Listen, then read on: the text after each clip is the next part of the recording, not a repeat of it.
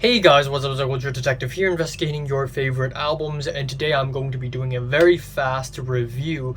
I'm going to do it very fast because I need to go out very soon to go to work, sorta. And today I'm going to be talking about the new Sampha album, Lahai. So Sampha, British singer-songwriter, is back with a new album, Lahai. And in 2017 he released the album Process, which I thought was pretty good. It was pretty decent, but one of the tracks on that album, Blood on Me, oh my god, that track easily became one of my favorite songs of the entire decade because of how emotional, painful, dramatic, and also well written and produced it is. So obviously the stakes are high when it comes to his new album, and all his fans had to wait 6 whole years before he releases another album, Lahai, a whopping 6 years. And did it live up to the hype? Yes, it did, because I feel like Sampha's Lahai is so much more of an upgrade than Process. The album opener, Stereo Color Cloud Shaman's Dream, opens off as a really good tone setter with plinky keyboards and settled beats. The whole thing comes off very nimble and clean. We have some beautiful soul vocals from him and choir vocals as well, which is really beautiful. That being said though, while it works really well as a tone setter, I don't think the track really builds up to all that much, but the next 3 tracks on this album are easily the best 3 tracks in my opinion. We have Spirit 2.0 with the buzzy electronics, which are consistent throughout the entire album. On the album, he basically puts out these very futuristic productions, crispy beats, electronics that just feel almost kind of otherworldly. On this track, we have bleeping, blooping keys, some light drums, some solid vocal work as well, and lyrically it is about being liberated, flight, and he constantly repeats the name Jonathan Livingston Seagull, which he will go on to explore even deeper later on in the album. We have the track Dancing Circles with the lightweight, jumpy pianos that sound so futuristic, yet earnest. It feels so bright, yet young. Once again, solid songwriting, amazing musicianship.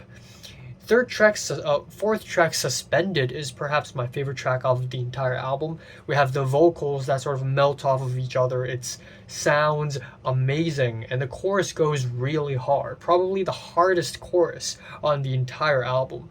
He gives a really emotional performance on this track, and we have repeated refrains saying how he's lifted by her love, which is also really compelling and beautiful. And we have Satellite Business, which is a 1.5 minute long interlude type track with some speedy talking and futuristic production. Then we have Jonathan L. Seagull, which is actually a reference to a novella called A Story of Jonathan Livingston Seagull. And I'm not that familiar with that novella, unfortunately, but it essentially explores themes of existentialism and change and spirituality, and Sampha very much transfers those themes onto this track and onto this album with gorgeous soul vocals, especially near the end with the female vocals. It's really beautiful. It has a very dramatic opening as well, which I think worked really well. And then following that, we have Inclination Compass, Tenderness, which is actually really tender. It lives up to its title. It is a really tender ballad with heartfelt pianos. And then we have Only, which is a really catchy song, one of the lead-up singles to the album, with a simple hip-hop beat. He sings with a constant flow with very neat electronic embellishments and sound effects on this track that sounds really good. Also, oh my god, my voice is so goddamn raspy. Timepiece is a strange 20-second long interlude where we have some French narration, which I guess feeds into that weird futuristic vibe that the album is going for. And then we have Can't Go Back, where again and again we have these repeated refrains in the back. Can't go back, can't go back.